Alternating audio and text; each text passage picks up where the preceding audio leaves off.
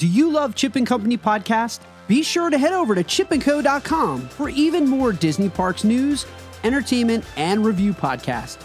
Chip and Company has been delivering the best in Disney news, planning tips, and more since 2009. And now you can get that news in an audio-only format, now 5 days a week. Every Monday, join Marc and Greg for Diz Life Podcast and start your week off the right way by living your best Disney life. Tuesday is our news and review podcast discussing the latest breaking news from the Walt Disney Corporation. Every Wednesday, we're discussing the best of Disney parks with Chip and Greg. Thursdays have Marc and Greg breaking down the top headlines of the week in And Company, a weekly news roundup. And don't forget to tune into Extra every single weekend where we give you a deep dive on the biggest topic of the week.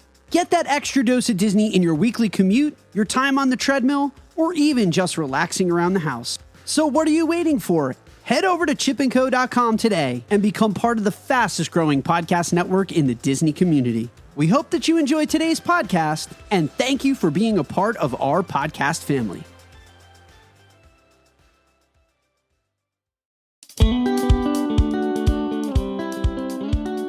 And now, two guys that are sitting in the pumpkin patch waiting for the great pumpkin to arrive, Greg the Disney fanatic and Diz Life Marc. Hoy hoy everyone, and welcome to And Company. Welcome to our weekly review of the top headlines here at chipandco.com as we dive deeper into the topics that continue to garner your love and your attention. Thank you for being part of our show here on the Chip and Company Podcast Network. Don't forget, subscribe and be part of the fastest growing podcast community and network in the Disney community. Well, if I could say those words backwards, I will. So let's try that again. Thank you for being part of our show here on the Chip and Company. Oh, thanks, buddy. You just gave me an edit. Don't forget to subscribe to be part of the fastest growing podcast network in the Disney community, where you can now get a daily dose of Disney 5 days a week. On today's podcast, Marc, we are talking about Charlie Brown and Linus are missing from TV. John Stamos speaks out on a Full House reunion. Cast members are getting a small bonus, and we are here for it. And unfortunately, Marc, we say goodbye to another Disney legend. I will be bringing you the spicy hot take of the week, and Marc will deliver the Rushmore of the week. And of course, as always, we will spend time trying to figure out where in the world Mr. Chip Confer has disappeared this week. Before we get into headlines, let me please introduce you and welcome our co-host of And Company and purveyor of Diz Life Podcast, ladies and gentlemen, my friend, Marc Valentine. Marc, how are you doing today? Doing really well. Sometimes I'm also known as the Macho Man Randy Savage. Other times I'm known as Figment, but most of the time it's just, hey, you. How you doing, Greg? I'm having an amazing week here, Marc. It is Thursday by the time you are listening to this. I'm getting ready to watch more of the Phillies, and I'm living my best life down here at Disney. My best Diz life, one would say. No, I'm having a great time, man. It has been a great, amazing week as always. How about yourself?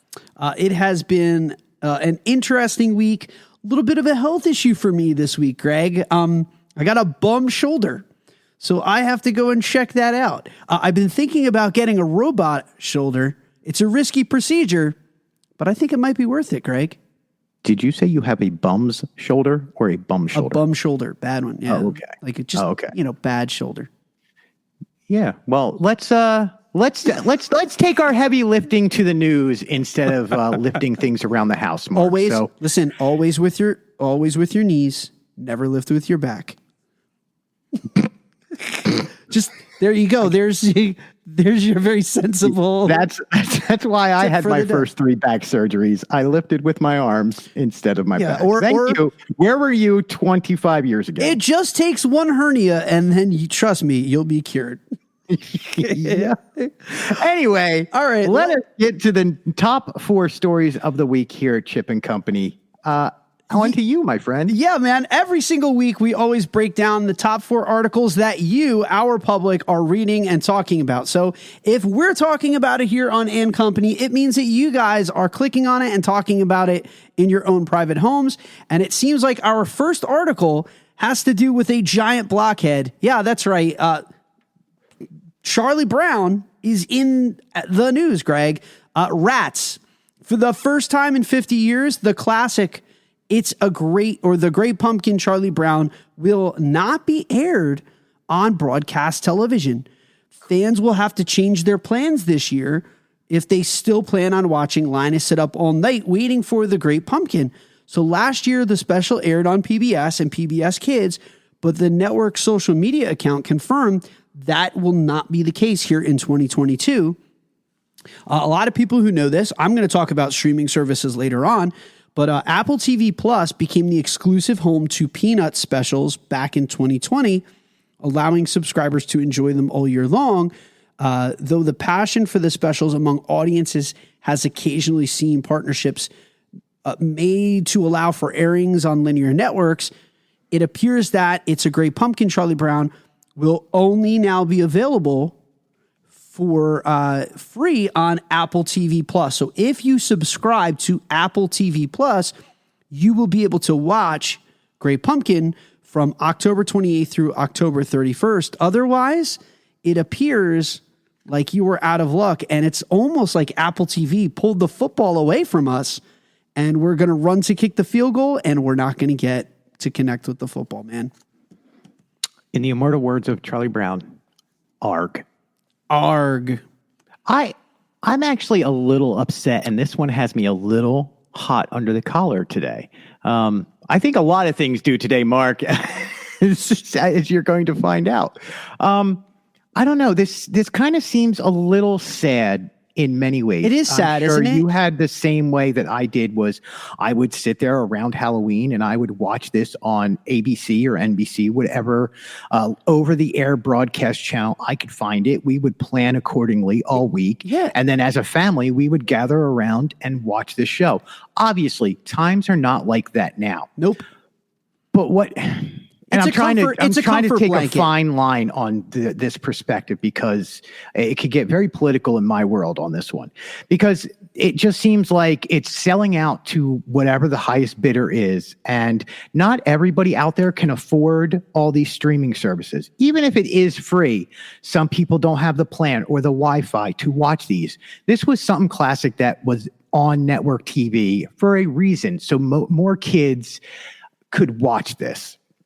And now it's not, and now it's exclusively on a streaming platform. And I think it just takes away from more people. And to me, it just means that more and more network TV is a dying medium. So do you remember when It's a Wonderful Life used to play endlessly? It seemed like it played everywhere during the Christmas season. Like Christmas Story now. Yep. And then, well, no, Christmas Story doesn't play everywhere. It just plays on TBS and TNT for 24 hours straight on Christmas. Okay. That's another one that, Turner Broadcasting has the rights to that, and it pretty much just plays there. Enough, clearly, that if you want to watch it, you can watch it for 24 hours straight. But it's a very similar thing. It's a Wonderful Life only plays one time. It used to play a ton of times throughout the Christmas season. Now it plays one time, and if you don't catch it, I think it's on like NBC. If you don't catch it, like that's it. Things change. It's sad. Great Pumpkin it's a comfort blanket for us. So seeing it kind of disappear from TV is like, it bums me out. But if you really want it, just buy it. Buy the digital version of it, or go and buy a DVD. I realize you shouldn't have to do that, but if it's that important of a tradition for you, I would go and do it. I would spend the money to buy it if it's that important to me. Yes. I get it. I know what you're saying. Yes, I agree with you. And on that note, I will move on. Well, don't go too hard on my streaming services, Greg. Because no, I love the streaming services. I think they offer a great product for what you're paying for. They truly do. Some people just can't afford to pay those prices. Okay. And here's why, though. You and I also grew up in an era where those premium channels like HBO, that was the pay-for system. Now we get that. And a lot of these streaming services are very affordable compared to what we used to pay for premiums. So, but then you have to have Wi-Fi and great coverage in your house by then. Who doesn't have Wi-Fi nowadays, though? Moving on. Where can I start on that one? We're gonna what turn this. city you want me to start on? Yeah, Mark? we'll turn this. Anyway, so speaking of streaming services and TV legends, during a recent interview with E! News, John Stamos explained why he has no interest in another Full House reboot after the passing of his dear friend and co-star Bob Saget, who played Danny Tanner on Full House and Fuller House. Saget passed away at the age of 65 in January 2021 here in Orlando, Florida, while on tour with his wife. There have been rumbles that another Full House reboot or reunion may be in development, but John Stamos is having none of it, my friend.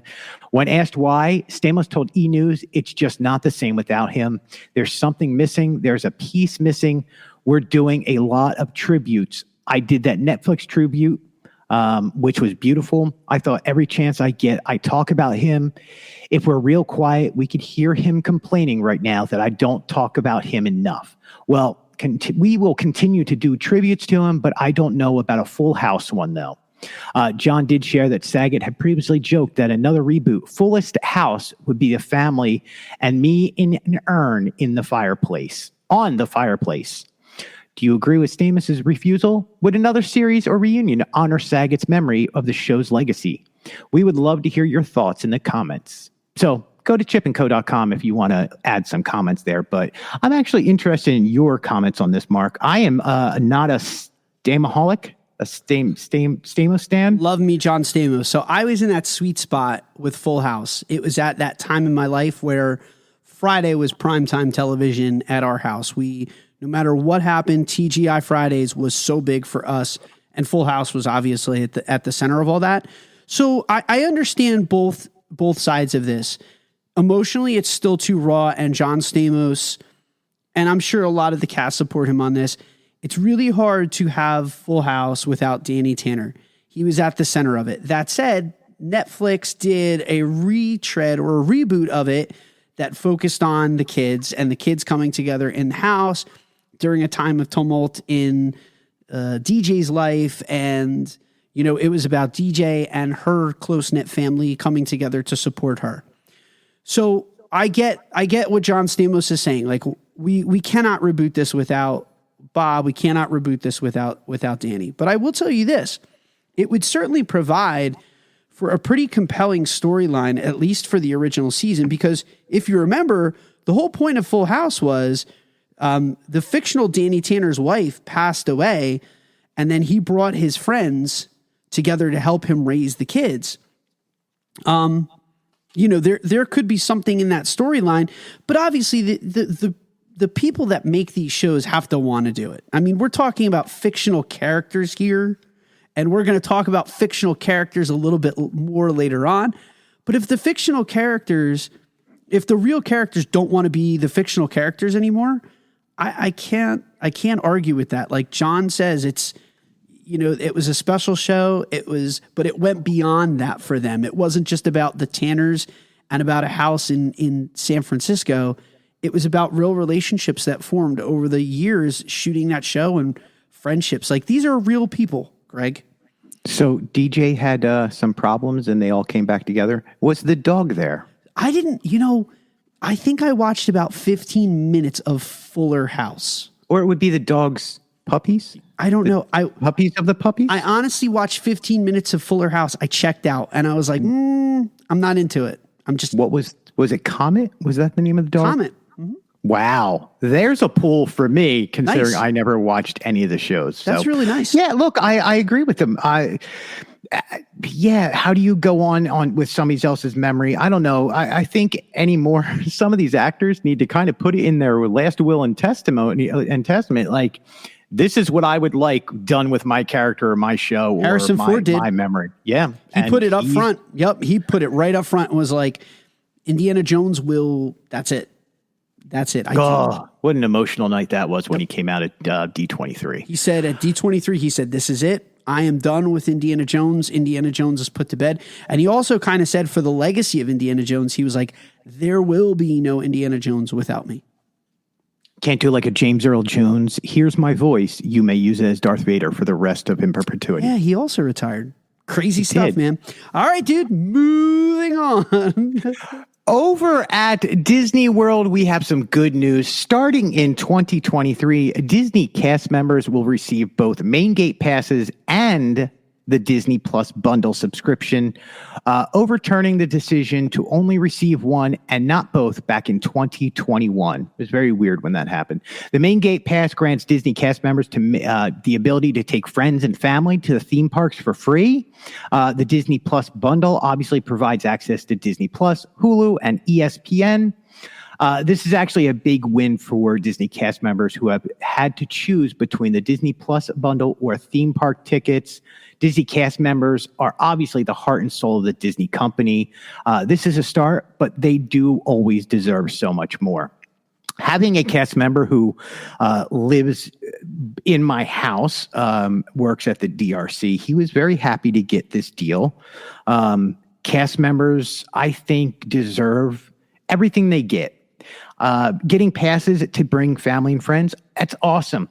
What does it really cost Disney to give their employees the Disney Plus bundle? Like, that made Disney a lot of money during the pandemic and kept things afloat. So yeah, giving it to the cast members is another little bonus and perk. There is little bonuses and perks that they get that add up, and yeah, it's a start. Good on Disney for now doing this. Great for the cast members. Obviously, the cast members, as every employee, would want a lot more, and they deserve a lot more for having to deal with people like me on a daily basis at the park. So I'm here for this. Mark, are you here for this? I am, and I think in your words, you said it perfectly. It's a great start. I know that cast members are probably thankful for this, and of course, they're not going to say like, "Oh, thanks for nothing." But I'm sure they would like to probably analyze their benefits package and like wages. It's a great start. Great of Disney to do this as a gesture, but like I have to turn this into a joke as to not get like too on my high horse with like starting to give them a wage that I think they can live on. And I will turn to Office Space and to the Michael Bolton line when he's like, "Oh, your name's Michael Bolton. You must really love Michael Bolton." I bet it's like the same thing for cast members now. It's like, "Oh, you must really love Disney Plus. You work for Disney? You must really love Disney Plus." And just the way that Michael Bolton reacts is like, "Yup, I love him so much." I'm sure that there's a lot of cast members that are like, "Oh yeah, I love Disney Plus so much. I'm so happy to be getting it right now." And for those who are playing the home game of And Company, you will all notice that I actually spoke out of turn. That was supposed to be Mark's article. And Mark, you now get to take this last article, which was going to be my article, but is now your article. Strategically, though, I think the universe worked it out this way because you have a lot more to say about this specific topic later on. Spoiler alert, it's going to be his hot take. So let me take the headline. You get the hot take later on to bloviate on this topic. But very sad news. And I want to say this. The actor, Scottish actor Robbie Coltrane, who played Hagrid in the Harry Potter films, just passed away at the age of 72. Robbie is obviously best remembered for decades to come as Hagrid, a role that brought joy to children and adults alike. But it prompted a stream of fan letters every week for about 20 years, according to a statement released by his agent, Belinda Wright. While being a stand-up comedian as of late and starring in various movie roles in the 80s, he is most known for playing the iconic and lovable Rubeus Hagrid in all of the Harry Potter movies. At this time, there has been no cause of death, which has yet been identified. As we've said now several weeks in a row, thoughts and prayers go out to his family and his friends to deal with this tremendous loss at this time. We will say that he brought a joy to a great many people, my daughter included, who's just getting into the Harry Potter stuff. Was very sad to hear that the man that played Hagrid in the movies passed away. But to his family and friends and to those people that knew him, we are very sorry for the loss that you are dealing with at this time. Greg, do you want to save it for later, or do you want to talk about? No, because I do want to talk about this in this way. There is a group of people who I'm trying to be very careful about how I say this, Mark, because Correct. it actually is very important to me to say this. That have gravitated to the Harry Potter universe. They found friends through it. They found love. They found laughter. They found that they could be part of something bigger. And I know a lot of the communities out there grieve because Robbie Coltrane meant and played that part of Hagrid, and the gravitation as to character meant the world to them, and the character is very important to those people who. So I agree with them. And I agree with the people who grew up with these characters and with the films, and this is the man they think of as Hagrid. So I understand that, and I really want to say, yes, my deepest condolences to his family. He did so much more too. Like I want people to know that, like he did some amazing stuff out there in British television. Like he's a BAFTA award winner. I do believe he won the British Academy Television Award for Best Actor for like 2 or 3 years. British Academy Television Awards for National Treasure with Julie Waters. What else? Like there was just so much.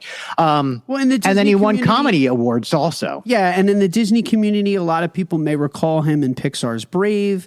Yeah, he was Lord, what was he Lord of? Lord of the Dance. He was Michael Flatley. He was Lord Dingwall in Brave. Correct. And then, of course, he was Gooby. I don't know who Gooby is, but hey, he was Gooby.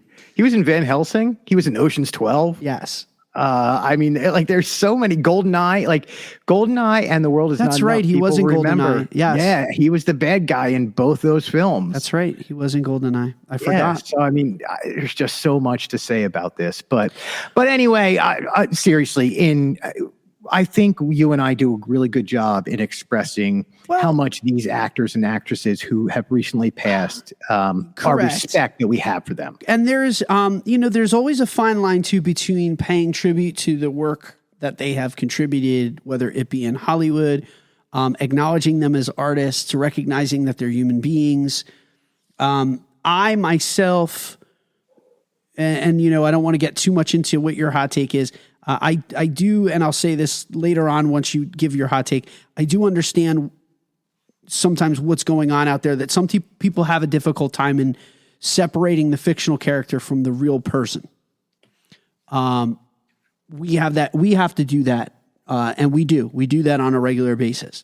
But you have a lot more to say on this in your hot take.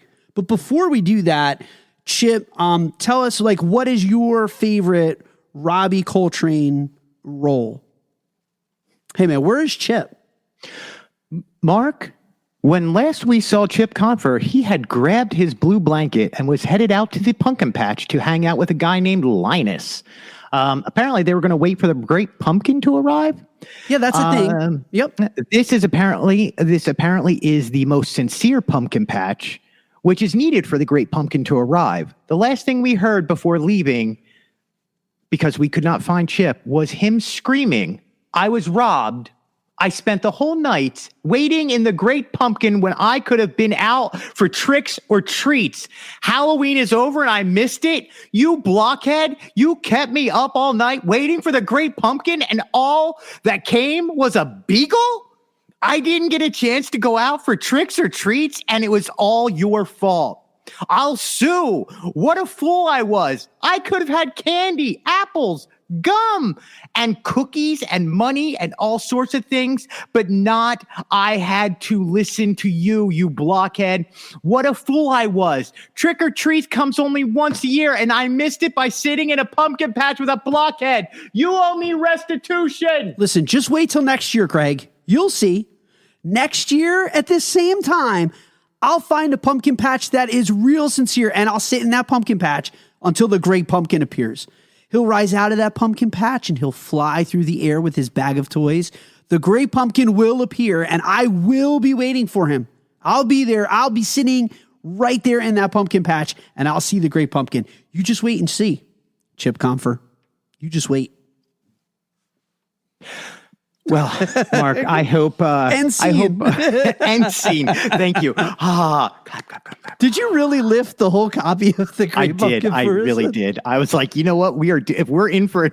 Well played, sir. Penny, we are in for a pound. We are doing the whole scene. And that is where Chip Confer is. He is apparently miffed that he spent the whole night in the pumpkin patch because he did not believe in the Great Pumpkin.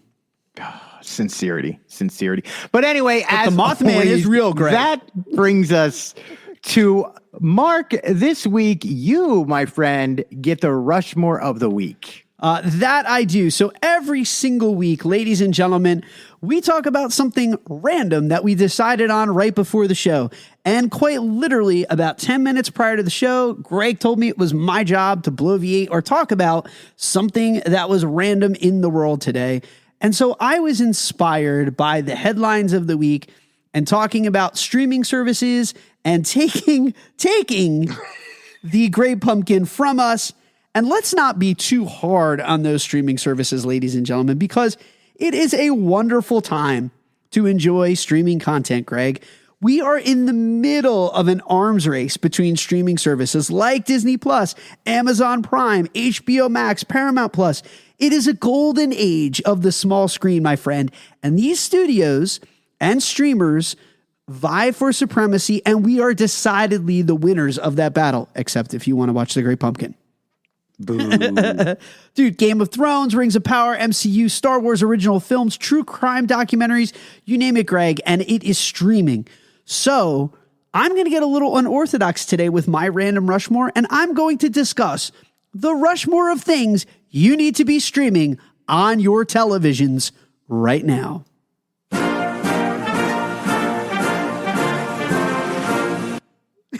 All right, ladies and gentlemen, I'm just going to tell you, if you're missing out on these shows, you are inevitably missing out on some incredible water cooler talk. Now, I promise, no spoilers ahead. I'm going to talk about the 4 things that you need to be watching without spilling a single plot point. So if you have not yet gotten to these, please run, don't walk, turn on your televisions and binge the absolute crap out of these 4 shows. Greg, I threw you a bone in one of them too. I've come around on your line of thinking. But first and foremost on my Mount Rushmore is it's worth it. Game of Thrones, House of Dragon. Greg, you need to get on House of Dragon. Are you team green or are you team black? That is the question that we all ask ourselves every single week for the last 9 weeks. Game of Thrones, House of Dragon allows you to watch the Targaryen dynasty descend into madness in George R.R. Martin's latest screen adaptation of Fire and Blood, which was his book released in 2018. You get to wash out the bad taste in your mouth from the final season of Game of Thrones, return to Westeros in the most triumphant of ways. This Machiavellian story is dripping with betrayal, intrigue, and drama. I crave Sunday nights because of Game of Thrones. The season finale is coming on for the first season. George R.R. Martin has said he believes that 4 seasons are needed to tell the Dance of the Dragons, but HBO has also said it's called House of the Dragon. So we may get more than just the Civil War. We may get the events leading up and Robert's Rebellion. So if you're into like Westeros, if you're into like the Game of Thrones and the George R.R. Martin verse, this show will bring you back in the most splendid of ways. I'm sorry to interrupt you. What happened to you if you liked the last season of Game of Thrones? I did like the last season of Game of Thrones. I like it all. Me too. So there's also side note, quick side note. There's been a little bit of hubbub of people on TikTok talking about the potential to retcon the final season of Game of Thrones because George R.R. Martin is not done writing the final season yet. So there's been some talk that he may course correct in the books and leave HBO some wiggle room to kind of change that last season. Just saying. Which I would not be mad at. Definitely not be mad at. All right. Number 2 on my Rushmore, Greg, you're going to be really happy because Greg will tell you best show on television right now. While I may not share that complete sentiment, I do think it's pretty darn good. And that is the Rings of Power on Amazon Prime. I'm going to be the first person to admit, Greg, I told you this too. There is a period of this season of Rings of Power, which was 8 episodes, by the way, that dragged a bit. Greg will tell you he loved the character development in those episodes, which 3 to 6 got a little slow and a little what I call talky. But man, did this show stick the landing. The way this show ended, it was strong, and it left me really excited for a second season. Let's just say a lot of money was poured into this show by Amazon, and it definitely shows. Coming in at over $1 billion to produce, Amazon has gone all in on Tolkien's epic universe. And while fans are debating the source material online, I will tell you something. I feel like that's become a hallmark of a good show. If the community is debating it and there's a little toxicity that's going on in the community, that means that it's hit on a mainstream level. And the diehards are being like, well, it's not exactly pure. Dude, you know you've made it. In Star Wars, we understand that, right? Did 3 to 6 pay off at the end, though? It did. It did. It just got a little talky from 3 to 6, but it really did pay off. It did. All right, number 3. You didn't think I was going to make a Rushmore without having some kind of Star Wars on it. And number 3 right now for me is Andor. And I'm going to tell you this. This isn't your mommy's and daddy's Star Wars. And you know what? That's okay, too. This is the most sci-fi Star Wars has ever felt. Ever. It's gritty. It's personal. And it feels more unlike anything we've seen in the Star Wars universe. And I'm here for it. We're dealing with real people, real problems, real politics, and not a single light sword in sight. And you know what? It's phenomenal. Andor is about the growing rebellion in the years following the birth of the Empire. It is methodical storytelling that excels in saying so much even when nothing is being said. The way that they are drawing out these characters is just fascinating and phenomenal. And the payoffs in episode 3 and 6 are just absolutely breathtaking. This show is a whole vibe, Greg. Yes, I just said that. And I get it. It may not be for everyone, but it's definitely for me. If you want to get a little bit of Blade Runner and some sci-fi sourcey material in your Star Wars, you are going to love Andor. Last, but certainly not least, Greg, my number 1. And I get it. This is a Rushmore. Everything should be equal. But you know what? This show is heads and tails above everything else. That's right. It's above Star Wars. It's above Lord of the Rings. It's above Game of Thrones. Oh. Apple Plus, get ready for the upcoming season of Ted Lasso, which was announced, quote unquote, fall of 2022. You should watch the best show on television. Ted Lasso is a heartwarming show about an American soccer coach that has taken the world by storm with its side-splitting comedy and the ability that it has to make you ugly cry within the same episode. Ted Lasso has so much heart. This show has made me believe. And if you're not watching Ted Lasso, drop everything. Spend the $5 to get Apple TV Plus and Great Pumpkin. You are welcome. Ted Lasso is the greatest show on television. I know it's not Disney. I don't even care, but you should be watching it right now. And that, Greg, is my Random Rushmore of the 4 things you should be streaming right now.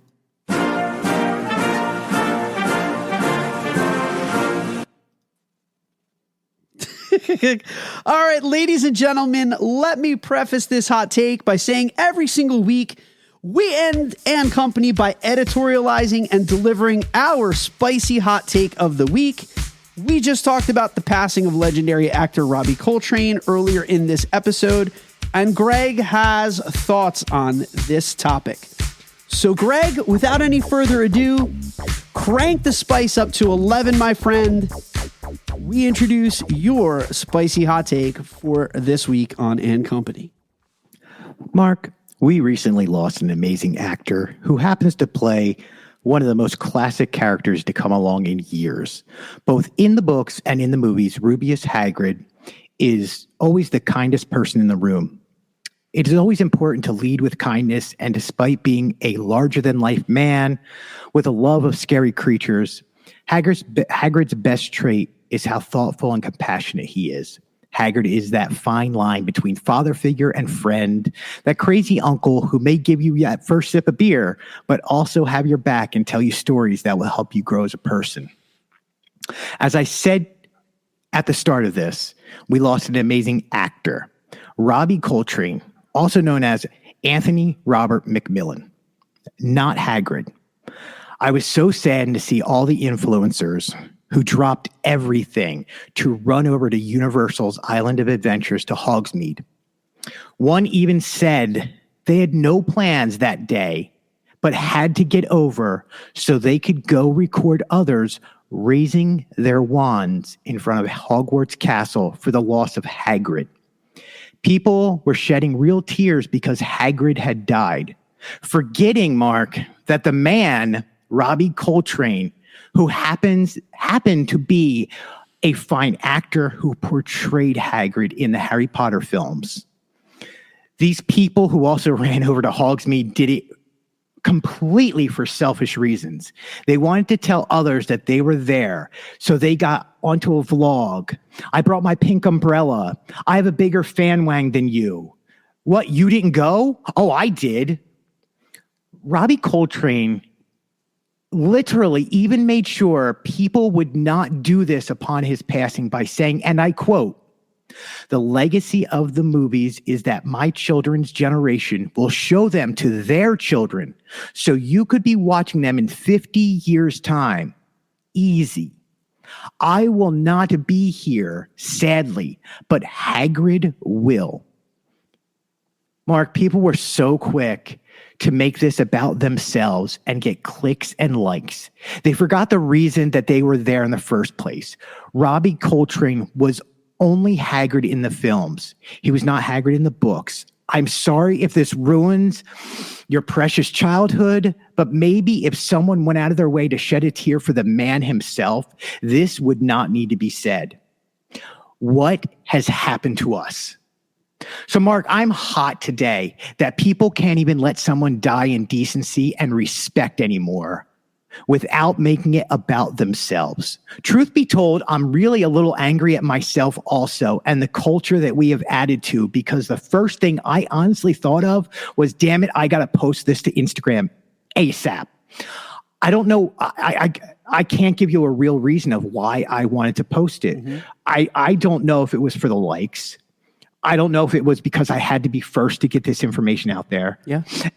Or did I truly want to share the news with the world and let people know so that they could understand what happened? Because, I don't know. But it made me reflect a lot on the culture of being this self-absorbed person who has to attach themselves to some famous actor's death, but make it about the character he played. No one went out of their way to equate President Reagan and his passing and say, oh, no, Peter Boyd from Bedtime for Bonzos died. Or even newer deaths, Heath Ledger passed, and no one was like, the Joker is dead. Let's take something closer home with this analogy. When Richard Harris passed, no one was like, oh, damn it, Dumbledore is dead. Can't write any more books about him. Can't finish the films. No, he was replaced by Michael Gambon, who did an amazing job and kept Dumbledore alive. It is time we sit back and pay respect to the human beings who just happen to play roles that fanboys clamor for. Mark, there's more I want to add to this, but I think that is enough. I want people to understand I'm not taking anything away from people who had real grief and felt real sorrow for the passing of Robbie Coltrane. And I think it's very important that I say this out loud. Yep.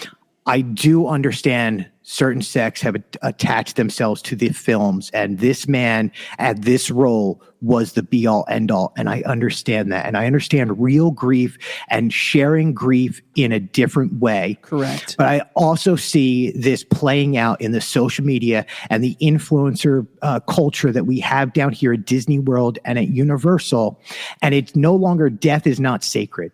It's death happens. How can I make something off of that person's death? And that is what my hot take is. I'm tired of these people taking death and using it to their advantage to try and make money off of and clicks off of. So to that end, you and I and had that, Marc, is my hot take. Yeah, you and I had a very long discussion prior to the show, and you and I were in agreement that, listen, no one's here to gatekeep how people grieve. Everyone grieves in different ways. We talked about the Star Wars community grieving Carrie Fisher when Princess Leia died. Everyone grieves their own way. But what we both agreed upon, and what this is about, is there is a fine line between grieving and having a shared experience and an outpouring of love and support for a character and a human being that you loved and was instrumental and important in your life, versus shamelessly making content for the sake of just using said actor's death to sort of exploit for views and clicks and for money. But you and I also talked about the propensity outside of the Disney community or TikTok or Instagram, that I think that this has almost become the way of the world, that we even see there is a term that's associated in media called tragedy porn, when there are reporters that will descend upon an area, they'll throw on their skin-tight shirts, stand in front of a pile of rubble, and then report on some tragedy for the sake of getting more ratings, and they will descend on an area, they will report on a natural disaster, and then the millisecond when there's no more ratings, they move on to the next thing, and then back to the studio they go. And it's sickening. And so too is this. And I am not debating your hot take. I'm not coming for it. I love the hot take. I agree with you wholeheartedly. I don't like it when anyone turns tragedy into something that is meant to generate, like ratings or views. And here's the thing. It's not like we here at N Company have a show dedicated entirely to the passing of X. If so, I would probably vomit and I would say, we can't do this. We just can't. We're exploiting this person's death for ratings and for shows. And you and I, let's be honest, we also seriously contemplated just the very topic of, when there's something that gets clicked on in droves like this did, how do we handle these kind of things? How do we talk about them professionally? And I think that you and I have come to the decision that we balance out the real person with their artistic contributions. And we don't say Hagrid's dead. That's insensitive. Hagrid is a role that this guy played, right? I mean, he was a human being. And I think he had a very healthy handle on the character and realized, yes, this is an important character, but Hagrid doesn't die. Hagrid actually is going to live on for forever. I will be gone, but Hagrid is immortal. And that's one of the great things that we have as artists, is the art that we produce lives on in perpetuity, even when our flesh fails. So, dude, I agree with the hot take. I understand exactly what you're saying. And I think moments like that, aren't they great moments of reflection for us all to kind of reflect on how we handle death in these kind of situations? I think one of the things I'm actually quite proud of myself is learning that I have more empathy for a human being out there. I have a lot of empathy for life in general. So I think in my older age, that empathy comes through and I become more passionate about that. There's nothing. Not to say that you can't have that as a younger person, because you can and you do, but it's something that is just, I think, ingrained in all of us to have that empathy for other people's lives. So that's kind of what I was trying to say in all of this, is the empathy for this one man who happened to play the role should have been what we all gravitated to.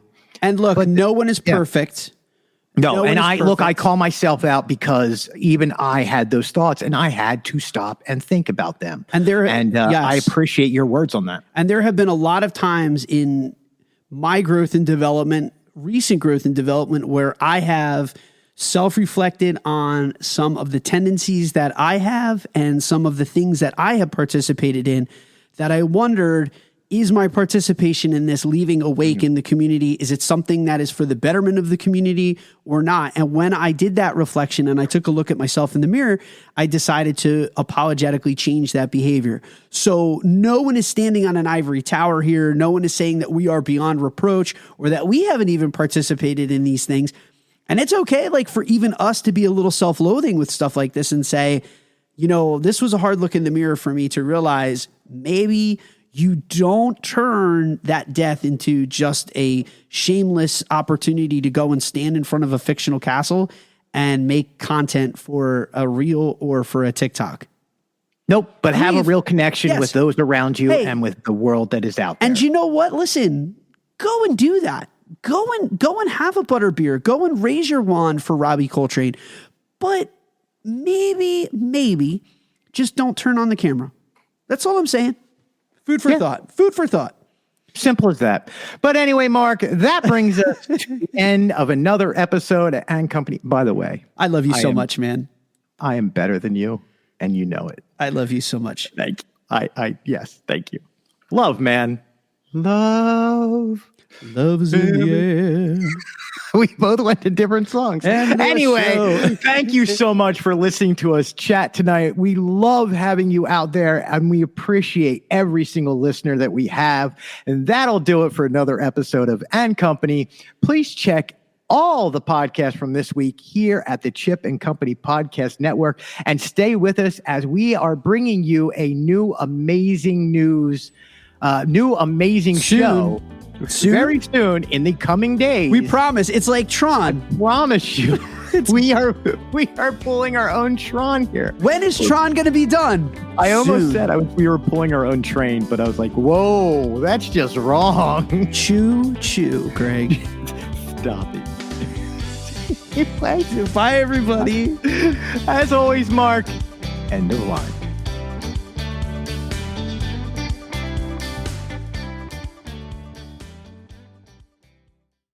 Hey guys, Diz Life Marc here, and I want to tell you all about the official travel partner here at Chip & Company. Let our good friend Sarah at Destination to Travel help you plan your next Disney vacation.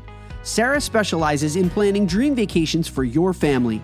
She's an authorized Disney vacation planner, and she can help with every step of your magical vacation. The best thing is that her services are 100% free. Want to travel beyond Disney? Sarah has you covered there too. Want to find out more? Fill out a trip request form over at the website at Chip & Co. or email her directly at sarahsolberg@d2travel.com. What are you waiting for?